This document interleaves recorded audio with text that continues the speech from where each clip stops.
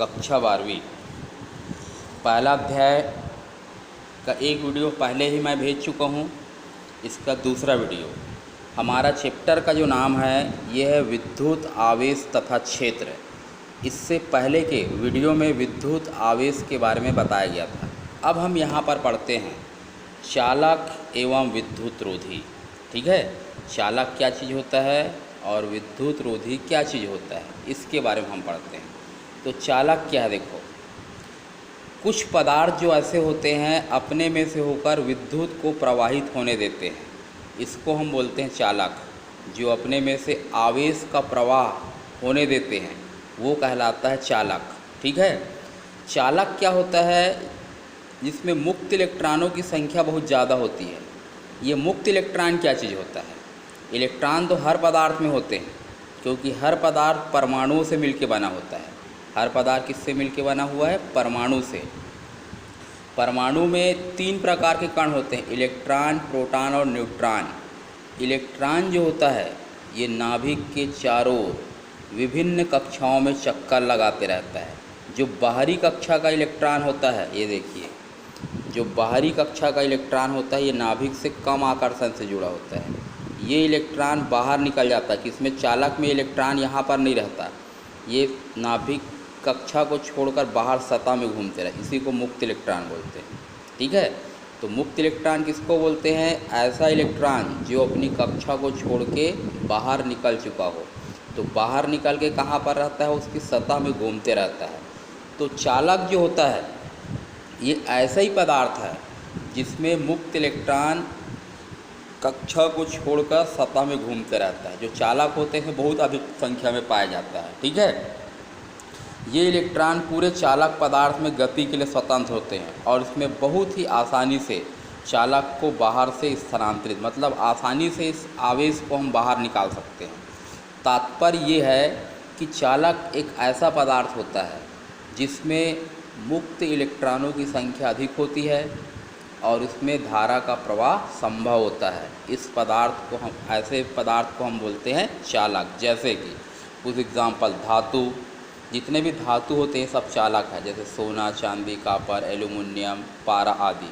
मानव शरीर में विद्युत का चालक होता है, ध्यान रखिए, क्यों? इसी कारण हमको करंट लगता है। यदि हमारा शरीर कुचालक होता तो हमको करंट नहीं लगता, लेकिन करंट लगता है, अनुभव होता है। कोई भी जंतु होगा इसका शरीर भी चालक होता है। पृथ्वी, ये भी क्या है? चालक है। अब हम पढ़ते हैं विद्युत रोधी, या जिसको हम बोलते हैं कुचालक। तो विद्युत रोधी नाम से पता चल रहा है, जिसमें धारा का प्रवाह नहीं होता है उसको हम बोलते हैं विद्युत रोधी। ठीक है, क्यों धारा का प्रवाह नहीं होता इसमें? क्योंकि इसमें मुक्त इलेक्ट्रॉनों का अभाव होता है। मेन जो है धारा प्रवाहित होने के लिए जो मेन भागीदारी होती है वो होता है मुक्त इलेक्ट्रॉन का। यदि मुक्त इलेक्ट्रॉन है तो उसमें धारा का प्रवाह होगा, और यदि उसमें मुक्त इलेक्ट्रॉन नहीं है तो उसमें धारा का प्रवाह नहीं होता। तो विद्युत रोधी या कुचालक जो होते हैं इनमें मुक्त इलेक्ट्रॉनों का अभाव होता है, इसी के कारण इसमें धारा जो है प्रवाहित नहीं होती। जिसमें धारा प्रवाहित नहीं होती उसका प्रतिरोध बहुत ज़्यादा होता है, ध्यान रखिए। प्रतिरोध कम है तो धारा का प्रवाह होगा, और प्रतिरोध यदि ज़्यादा है तो वहाँ पर धारा का प्रवाह नहीं होता। पिछली कक्षाओं में पढ़े भी होंगे प्रतिरोध के बारे में। धारा के प्रवाह में जो रुकावट उत्पन्न करता है उसको हम बोलते हैं प्रतिरोध। तो कुचालक जो होता है इसका प्रतिरोध बहुत ज़्यादा, अनंत होता है, इसके कारण इसमें धारा का प्रवाह नहीं होता है।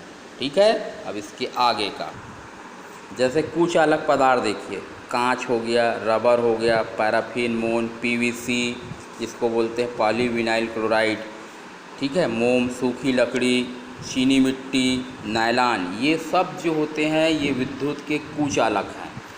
ठीक है, अब यहाँ पर हम पढ़ते हैं भू संपर्कण, जिसको हम अर्थिंग बोलते हैं। अर्थिंग बोलूँगा तो बहुत आसानी से समझ में आएगा, घरों में लगा रहता है अर्थिंग, तार को ज़मीन में दबा देते हैं। तो भू संपर्कण होता क्या है, इसके बारे में, जब किसी आवेशित वस्तु को पृथ्वी के संपर्क में लाते हैं तो उसका अतिरिक्त आवेश उसे जोड़ने वाले तार चालक के माध्यम से वो चले जाता है पृथ्वी पर। मतलब यदि किसी चालक में ज़्यादा आवेश है तो यदि हम उसका संपर्क पृथ्वी से कर देते हैं तो संपूर्ण आवेश जो चालक का एक्स्ट्रा जो अतिरिक्त आवेश होता है वो पृथ्वी में चले जाता है। इसी के कारण जितने भी घरेलू उपकरण होते हैं, टीवी हो गया, फ्रिज हो गया, एसी हो गया, उसमें अर्थिंग लगाना बहुत ज़रूरी होता है। यदि हम अर्थिंग नहीं लगाते, देखना अक्सर घर के कूलर में करंट आ जाता है। जिस घर में अर्थिंग नहीं होता वहाँ पर ज़रूर करंट आता है। करंट आया, करंट का मतलब उसके बॉडी में अतिरिक्त आवेश हो गया है, तभी करंट आ रहा है। लेकिन यदि उसका संपर्क हम पृथ्वी से कर देते हैं, अर्थिंग यदि लगा हुआ है, तो बॉडी का एक्स्ट्रा आवेश जो होता है वो पृथ्वी में चले जाता है और उसमें करंट की संभावना नहीं होती है और हम भी सुरक्षित रहते हैं उससे। ये देखिए भू संपर्कित का निशान कैसे किया जाता है। ये देखो ऐसे तार ला दिए, इसका संपर्क हम कहाँ कर दिए, पृथ्वी से कर दिए। भू संपर्कन का निशान है ये प्लस आवेश, धन आवेशित भू संपर्कित वस्तु। ये है ऋण आवेशित भू संपर्कित वस्तु।